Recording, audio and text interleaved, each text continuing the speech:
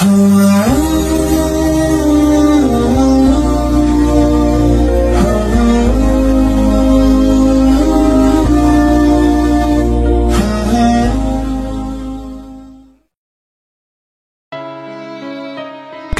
Salman Al-Farisi adalah inspirasi lelaki dalam hal pengorbanan, menerima kenyataan ataupun takdir.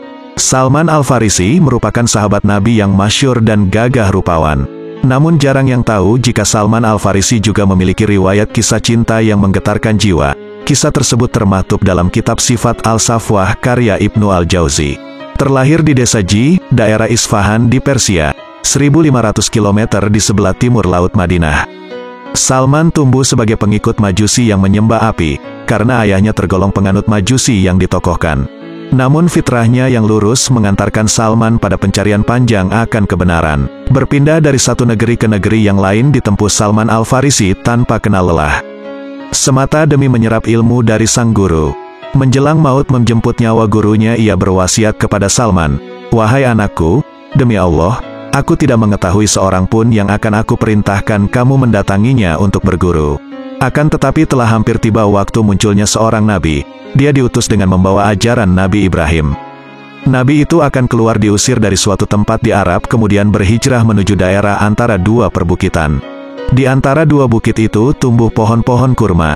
Pada diri Nabi itu terdapat tanda-tanda yang tidak dapat disembunyikan. Dia mau makan hadiah tetapi tidak mau menerima sedekah. Di antara kedua bahunya terdapat tanda cincin kenabian. Jika engkau bisa menuju daerah itu, berangkatlah ke sana." Meski menempuh luasnya hamparan gurun bahkan sempat terpuruk sebagai budak, namun upayanya menemukan Nabi pembawa risalah kebenaran tak sia-sia. Salman Al-Farisi menjadi bagian dari sahabat-sahabat Nabi. Mereguk manisnya persahabatan dari cangkir ukhuwah Islamiyah. Saling menolong dan menjaga, tak segan mengutamakan sahabat ketimbang diri sendiri. Termasuk yang terjalin di antara Salman Al-Farisi dan Abu Darda dari Ansar. Dua orang yang dipersaudarakan di jalan Allah oleh baginda Rasul, dua sahabat seya sekata. Sampai suatu ketika Salman dihadapkan pada peristiwa yang menguji keakraban mereka. Saat itu Salman berniat untuk menghitbah seorang wanita Ansar. Namun Salman Al-Farisi adalah pendatang di Madinah. Bagaimana adat melamar wanita di kalangan masyarakat Madinah? Bagaimana tradisi saat menghitbah wanita di kalangan Madinah? Tentu saja tidak bisa tiba-tiba datang menghitbah wanita tanpa persiapan matang. Kemudian Salman mengunjungi seorang sahabatnya, yang merupakan penduduk asli Madinah, yaitu Abu Darda. Ia bermaksud meminta bantuan Abu Darda untuk menemaninya. Abu Darda menyambutnya dengan perasaan senang atas keinginan yang diutarakan sahabatnya. Berangkatlah Salman dan Abu Darda meminang sang gadis. Setiba di rumah wanita soleha tersebut, keduanya pun diterima dengan baik oleh tuan rumah. "Saya adalah Abu Darda dan ini adalah saudara saya Salman dari Persia. Allah telah memuliakan Salman dengan Islam, Salman juga telah memuliakan Islam dengan jihad dan amalannya.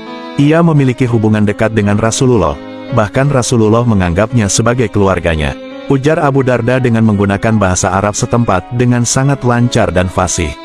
"Saya datang mewakili saudara saya, yaitu Salman untuk melamar putri Anda," katanya melanjutkan kepada wali si wanita, menjelaskan maksud kedatangan mereka. Mendengarnya si tuan rumah merasa baik. Tentu saja ia dengan dua orang sahabat Rasulullah yang utama, salah satunya bahkan berkeinginan untuk melamar putrinya.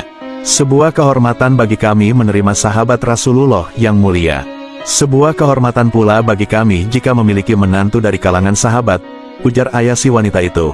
Namun sang ayah menyambut kemudian menerimanya seperti yang diajarkan Rasulullah. Ia harus bertanya kepada keluarga mengenai lamaran tersebut. Meski yang datang adalah seorang sahabat Rasul, sang ayah tetap meminta persetujuan sang putri. "Jawaban lamaran ini kami serahkan sepenuhnya kepada putri kami," ujarnya kepada Abu Darda dan Salman Al-Farisi. Sang tuan rumah pun kemudian memberikan hijab kepada istri dan putrinya yang berada di baliknya. Tampaknya telah menanti untuk memberikan pendapatnya kepada pria yang melamarnya.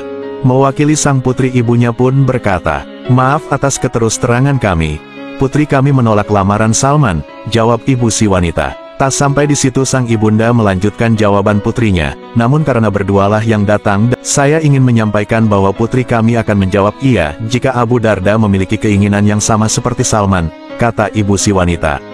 Wanita itu memilih Abu Darda yang hanya menemani Salman. Jika seperti pria pada umumnya, maka hati Salman pasti hancur, ia akan merasakan patah hati yang amat sangat. Namun Salman merupakan pria soleh, seorang mulia dari kalangan sahabat Rasulullah. Dengan ketegaran hati yang luar biasa ia justru menerima dengan senang. Siapa sangka, dalam keadaan patah hati Salman Al-Farisi tidak membenci sahabatnya. Ia justru mengungkapkan perasaan ikhlas dan tegar Salman untuk melepaskan harapan dan berkata, "Semua mahar dan nafkah yang sudah aku persiapkan ini, aku serahkan kepada Abu Darda dan aku pula yang akan menjadi saksi pernikahan mereka," ujar Salman dengan kelapangan hati yang begitu hebat. Betapa luas hati Salman Al-Farisi, kegagalan tak membuat ia jatuh terpuruk berlarut-larut, apalagi di sisinya ada sahabat sejati yang memperoleh kebahagiaan. Wajah Salman kembali berbinar ikut larut dalam kegembiraan saudaranya. Kekuatan Salman tidak hanya dibuktikan dari fisiknya, tapi juga dari dalam hati dan terpancar karena imannya. Selain itu Salman Al-Farisi pun sangat paham tentang arti persahabatan sejati.